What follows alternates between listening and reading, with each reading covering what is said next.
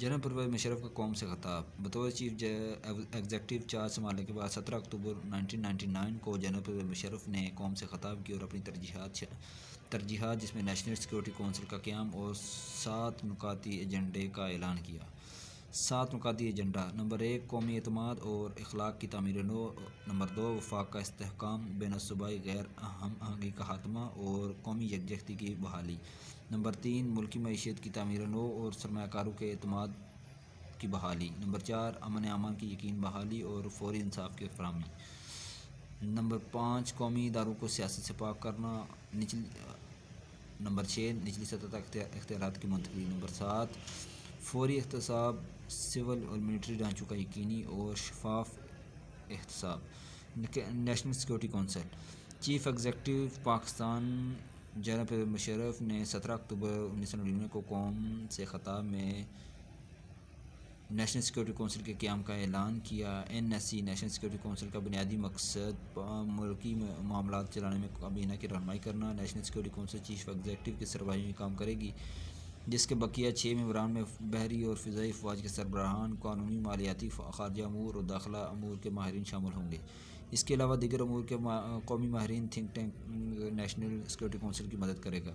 Martial law کے بجائے general Musharraf نے 14 اکتوبر سے ملک میں ہنگامی حالت کا اعلان کر دیا اور اس ضمن میں ایک سرکاری اعلامیہ جاری کیا گیا جس کے مطابق اسلامی جمہوریہ پاکستان کے آئین کو عارضی طور پر معطل کیا گیا۔ سینٹ، قومی اور صوبائی اسمبلیاں چیئرمین اور ڈپٹی چیئرمین کو عارضی طور پر معطل کر دیا گیا۔ وزراء، وفاقی وزراء، وزرائے مملکت، گورنر صاحبان، صوبائی وزراء اور صوبائی پارلیمانی سیکریٹری صاحبان کو ان کے عہدوں پر کام کرنے سے روک دیا گیا، البتہ صدر کا عہدہ برقرار رکھا گیا۔ فوجی حکام نے فوجی قبضے سے متعلق آئینی دفعات کو شامل کر دیا اور حکومت چلانے کے لیے ایک عارضی آئینی حکم جاری کیا۔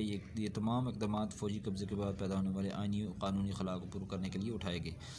جنرل پرویز مشرف نے اپنے لیے چیف ایگزیکٹو کا عہدہ منتخب کیا۔ بعد ازاں chief executive general Pervez Musharraf نے 20 جون 2001 کو صدر رفیق تارڑ کو ان کے عہدے سے سبکدوش کر دیا اور 20 جون 1901 ہی کو صدر کی نشست خود سنبھال لی۔ عام انتخابات 10 اکتوبر 2002 10 اکتوبر 2002 کو پاکستان میں بیک وقت قومی اور 4 صوبائی اسمبلی کے عام انتخابات ہوئے۔ ان انتخابات میں قومی اور صوبائی اسمبلی کی نشستوں کی تعداد میں اضافہ کیا گیا۔ قومی اسمبلی میں نشستوں کی تعداد 342 ہے۔ جنرل نشستیں مخصوص کی گئیں۔ جنرل نشستیں 272 خواتین کے لیے 60 اور اقلیتی ممبران کی 10 نشستیں مخصوص کی گئیں۔ صوبائی اسمبلی پنجاب میں جنرل نشستیں 297 خواتین کے لیے 66 اور اقلیت کے لیے 8۔ سندھ اسمبلی میں جنرل نشستیں 130 خواتین کے لیے 50 اور اقلیت کے لیے 9۔ KP کے اسمبلی میں جنرل نشستیں 99 خواتین کے لیے 22 اور اقلیت کے لیے 3، جبکہ بلوچستان اسمبلی میں جنرل نشستیں 14 خواتین کے لیے 11 اور اقلیت کے لیے 3 نشستیں شامل کی گئیں۔ پاکستان میں یہ انتخابات 12 اکتوبر 1999 کو سابق وزیر اعظم میاں نواز شریف کو حکومت کا تختہ الٹنے کے بعد پہلے عام انتخابات تھے۔ یہ عام انتخابات chief of army staff Pakistan Pervez Musharraf حکومت نے کروائے۔ ان انتخابات میں صدر پرویز مشرف نے پہلی بار گریجویٹ کی شرط رکھی، یعنی قومی اور صوبائی اسمبلیوں کے انتخابات وہ افراد لڑ سکیں گے جن کی تعلیم کم از کم BA ہو۔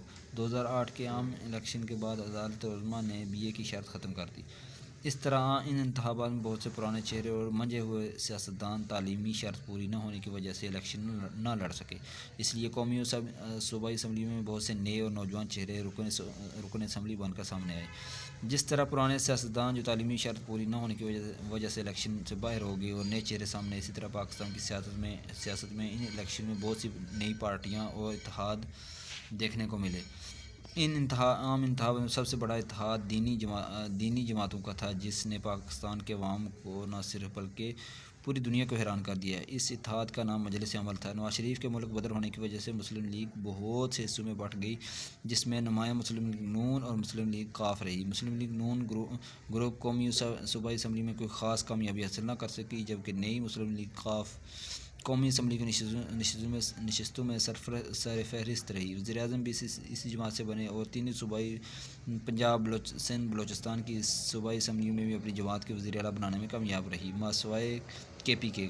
یعنی صاف ظاہر ہے کہ جو لوگ مسلم لیگ نون گروپ میں ہوتے تھے وہ اب بھی مسلم لیگ ق میں تھے۔ اسی طرح پاکستان پیپلز پارٹی کی چیئرپرسن محترمہ بینظیر بھٹو صاحبہ بھی ملک سے باہر تھیں کیونکہ انہیں پاکستان میں مقدمات کا سامنا تھا۔ پاکستان پیپلز پارٹی نے یہ عام انتخابات نئے نام پاکستان پیپلز پارٹی پارلیمنٹیرین کے نام سے لڑا اور اس کی قومی اسمبلی میں دوسری پوزیشن رہی۔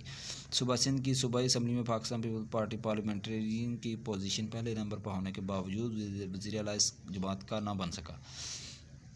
صوبائی اسمبلیوں میں پاکستان پیپلز پارٹی پارلیمنٹیرین میں دوسرے نمبر پر رہی، لیکن کے پی کے اور بلوچستان اسمبلی میں پاکستان پیپلز پارٹی پارلیمنٹیرین کوئی خاطر خواہ کامیابی حاصل نہ کر سکی۔ پاکستان پیپلز پارٹی پارلیمنٹیرین میں قومی اسمبلی میں پارٹی اختلافات ہونے کی وجہ سے ایک فارورڈ بلاک مارد وجود میں ہے جس کا نام پاکستان پیپلز پارٹی پارلیمنٹیرین پیٹریاٹ رکھا گیا، یعنی قومی اسمبلی میں اس فارورڈ بلاک کی وجہ سے پاکستان پیپلز پارٹی پارلیمنٹیرین کو مزید کمزور کر دیا۔ الیکشن 2002 کے سب سے بڑا اتحاد متحدہ مجلس عمل نے قومی اور صوبائی اسمبلیوں سرحد اور کے پی کے اور بلوچستان میں خاطر خواہ کامیابی حاصل کی۔ اس اتحاد میں شامل 6 دینی جماعتیں شامل تھیں۔ متحدہ مجلس عمل نے صوبہ کے پی کے میں اپنی حکومت قائم کی، بلوچستان اسمبلی میں اسپیکر اور ڈپٹی اسپیکر اسمبلی بنوانے میں کامیاب رہی، جبکہ قومی صوبائی اسمبلی میں اس اتحادیہ ان کے ہم خیال کی نشستوں کی تعداد 80 سے اوپر رہی۔ الیکشن کمیشن آف پاکستان کے مطابق 10 اکتوبر کے انتخابات کے دوران ٹرن آؤٹ کی شرح 41.8% رہی۔ مجموعی طور پر 7,55,00,000 سے زائد رجسٹرڈ ووٹروں میں سے 2,95,72,000 سے زائد ووٹروں نے حق رائے دہی استعمال کیا۔ سب سے زیادہ ٹرن آؤٹ وفاقی دارالحکومت اسلام آباد میں 51.25 کیا گیا، جبکہ سب سے کم وفاق کے زیر انتظام قبائلی علاقہ جات فاٹا میں 25.45% ریکارڈ کیا گیا۔